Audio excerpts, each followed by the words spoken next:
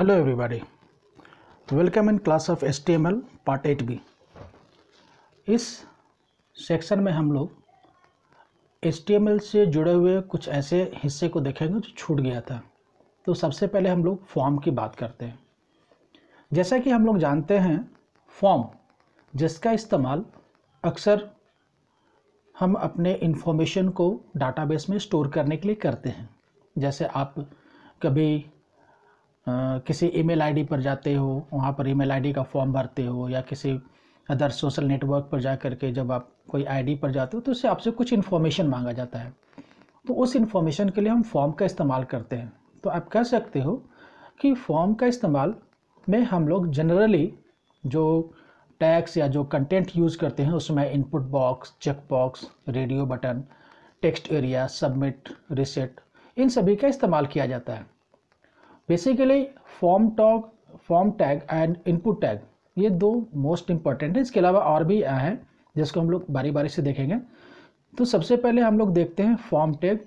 Form tag जो है container tag है, जिसके अंदर में हम उन सभी टैग्स का यूज़ करेंगे जो फॉर्म को बनाने में मदद करते हैं।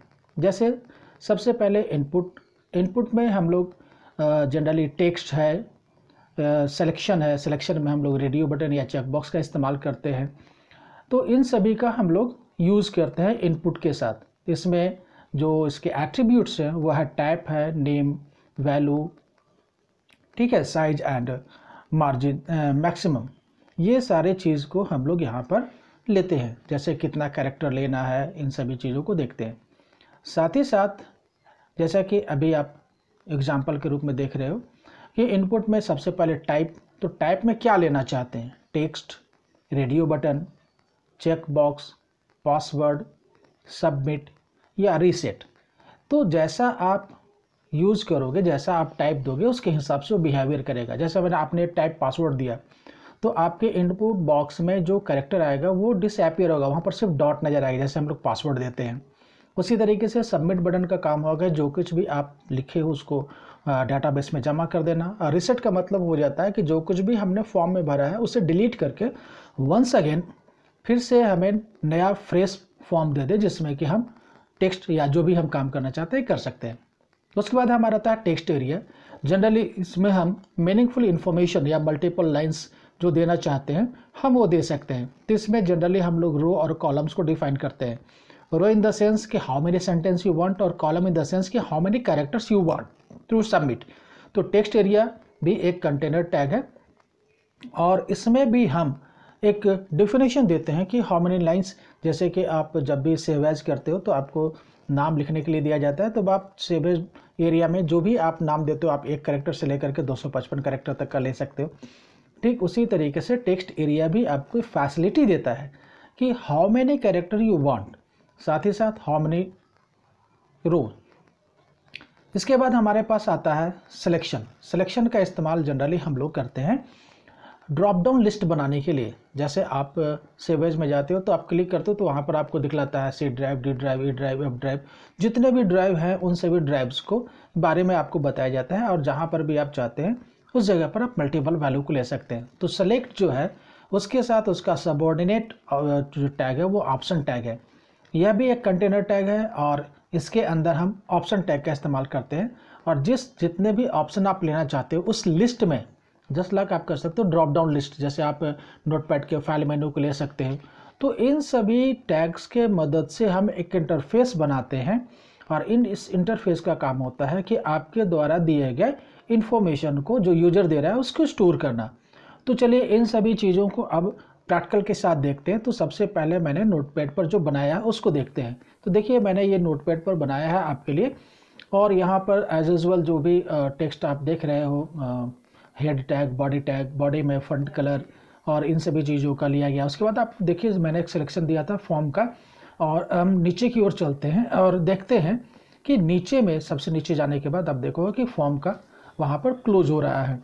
फॉर्म को क्लोज करने के बाद अब बारी बारी से हम लोग सेलेक्ट करके देखते हैं कि how many options we can use in a text for text area. सबसे पहले हमने हेडिंग दिया हुआ है, हेडिंग के साथ हमने इनपुट टैब दिया है। दूसरा में हमने सेलेक्ट दिया है, सिलेक्शन के लिए आप ऑप्शन का इस्तेमाल कर रहे हो। तीसरा में हमने इनपुट का टाइप का इस्तेमाल किया है, जिसमें आप देखोगे कि जितने भी तरीके के इनपुट लेने हैं हर एक के लिए आप उसका नाम मल्टीपल्स नेम्स को हमने लिया, जैसे सब्जेक्ट, सब्जेक्ट 1, सब्जेक्ट 2 और उसके वैल्यू जो है, और साथ ही साथ उसका जो टाइप होगा वो कैसा होगा। जैसे हमने रेडियो लिया है, चेकबॉक्स लिया है, उसके नीचे में आप देखो कि आप अपने बारे में जहाँ पर जो कि हमने कहा था कि टेक्स्ट एरिया का यूज़ करना है मल्टीपल लाइन्स को। अब देखिए इसको सेव करके मैंने जैसे इंटरनेट एक्सप्लोरर पर ऑन किया तो ये देखिए आपके सामने में बैकग्राउंड aqua कलर है और इसमें आपको पहला आपको नाम देना है, उसके बाद फादर का नाम देना है।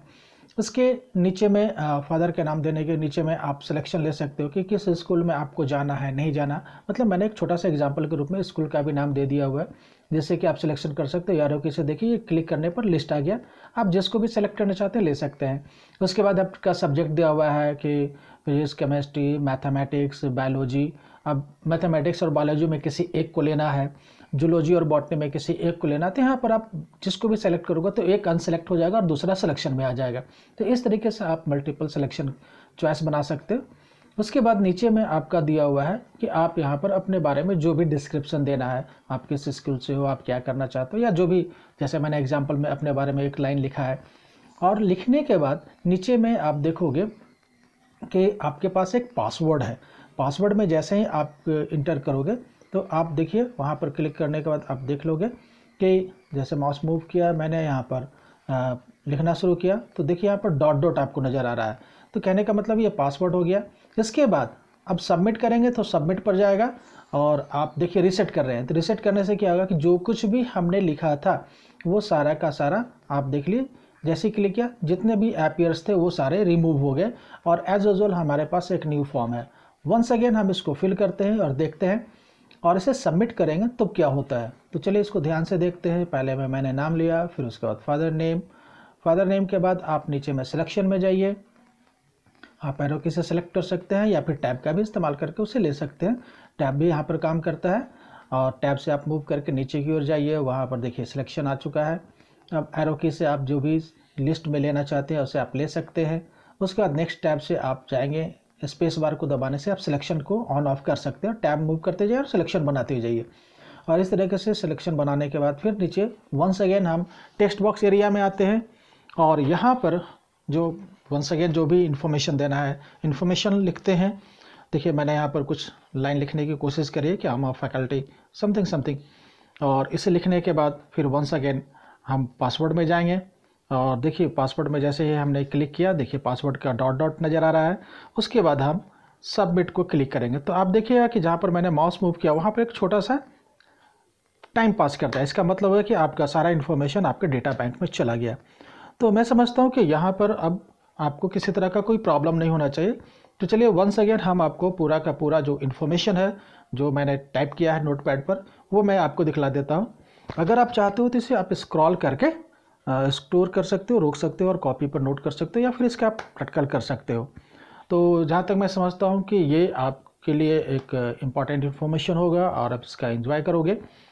और इस उम्मीद के साथ कि ये आपके लिए यूज़फुल रहा हो, आप इसे लाइक एंड सब्सक्राइब जरूर करेंगे। तो वीडियो को देखने के लिए थैंक यू वेरी मच। तो मिलते हैं फिर एक नए वीडियो के साथ, तब तक के लिए हैव अ नाइस डे।